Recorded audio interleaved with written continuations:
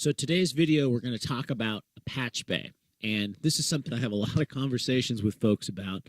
And in some situations, it's not necessary. Some situations, of course, it's mandatory. And what I thought I'd do is I'd walk through kind of different ways I've had mine set up. I've had probably 4 different ways that I've set up my patch bay. And you may think, well, gosh, why? Well, because it's part art and it's part science, and so there's an element of how you work that's going to really determine how the patch bay is working for you. Now, right now, I've got a bunch of empty spots here in my rack, and so I don't have as much outboard gear as I've had in the past, so I don't have everything hooked up, but I do want to walk through sort of conceptually as to how it's set up and different ways that I've set it up and kind of explain why that I've done it a certain way, and kind of what is that workflow that works with that. All right. So the first thing I have, it is a little hard to see, but I have an XLR patch panel. So this is simply XLR inputs on the front, XLR outputs on the back. So it's not really a patch bay. Again, it's a patch panel. So the idea there is that whatever preamps I have, today I have 2. I have a Grace and I have an LA610. And so I've had up to probably 8 different preamps. And so what I do is I just hardwire those coming out of the back of this patch panel straight to the input of the preamp. So now all my preamps are available right here at the patch panel. To me, that is like a no-brainer. You got to have it. If you have more than 2 preamps, you kind of have to have that, because otherwise you're having to get in back, plug into the back of the preamp. Oh, I want to try this one. Or you've got, I used to do where I'd run a cable that went in and then I'd run the cable out and I'd have a cable there and you mark the cable. And I mean, that's okay, but this is a heck of a lot easier. So I can have, I think there's 12 on this. So I can have 12 preamps hardwired directly into the inputs. So I simply take a microphone, whatever microphone that I want to use, wherever I want to use it, and I plug it into whatever preamp I want. And now it's running through that preamp. All right. So then we have the actual patch bay. And so let me explain kind of how I've mainly used it. So let's say, for example, I've got 6 preamps. All right. So what I would have, my outputs of my preamps coming to the top row of the patch bay. So you would take the output of the preamp, plug it into the top row in the back, the top row of the patch bay. Then in the bottom row of the patch bay, I would have, coming from the back, of course, I would have cables going to the inputs of my interface. Now, right now, I'm using the M32 as kind of everything. So it kind of acts as my patch bay right now. And I don't have an interface set up over here right now. But when I had my Pro Tools HD rig, so I had the bottom 8 were going straight into 8 inputs on my interface. So I had my preamps, outputs on the top row, my interface inputs on the bottom row. So that way, whatever preamp is getting plugged in to the signal is coming into the patch bay, it's just flowing straight into the bottom row of the patch bay, straight into the interface, all right?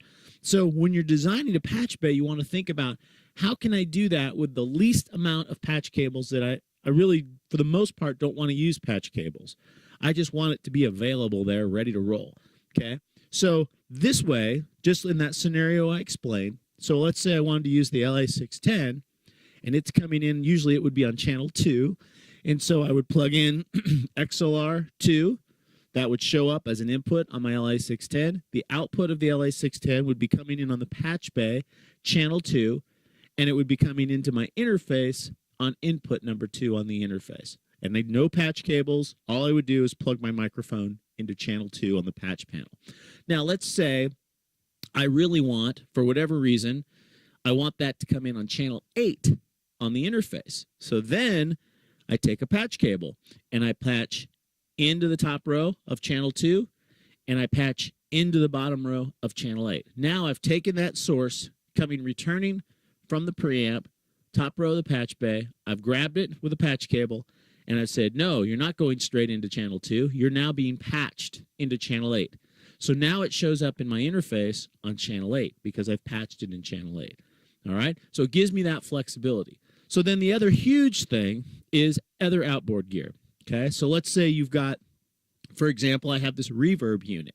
Let's say I want to patch that reverb unit in, and I want to use Pro Tools as an insert with that. So I want to patch. So then let's say, for example, I want to use that on 7 and 8. So then I would take the 7 and 8, I would patch 7 and 8, and I would patch it into the reverb, which I would have on a bottom row of the patch bay. And then I would take the return from the patch bay and I would patch it into the returns of 7 and 8. So again, I can patch things in. The other great example of that was, let's say I'm using the LA610 and I want to run that through an outboard EQ. So that's coming in on channel 2, top row. It's coming back from the preamp. I can patch that cable in, patch it into an EQ, down here on the other end of the patch bay, take the return of that EQ, patch it back into whatever interface channel I want to run it to. All right? So as I've explained many times when I've talked to customers, if you're going to a patch bay, you kind of got to go all the way. It's either everything's in or nothing's in. You know, I went to the extremes before where I had all my monitors, I had everything coming to the patch bay. Now that got a little bit crazy. It was kind of cool because I could patch things straight to monitors, which was kind of the idea was, well, if I want to run something straight to a monitor, if I want to listen to directly from something. It's a little weird because you don't have control over it as much. But again, I had everything there. And that was one of those times where I just tried some stuff and I decided, I don't know if I want that. So now, in fact, right now it's not being used at all because I'm running through the M32, other than the preamps. Those are patched through. But it really gives you that flexibility to be able to route things wherever you want them. All right? So that's kind of an overview of a patch bay and kind of a simple way to use a patch bay. And again, if you have a much more complicated system, you need a lot more going on. But this is typical what I'm doing with a typical interface, typical outboard gear, maybe a few pieces of outboard gear that you want to integrate into that system. This kind of setup really works well. Again, anytime you have questions on this stuff or you want to chat about it, I'm always available for that. And I do appreciate it. I hope you enjoyed it.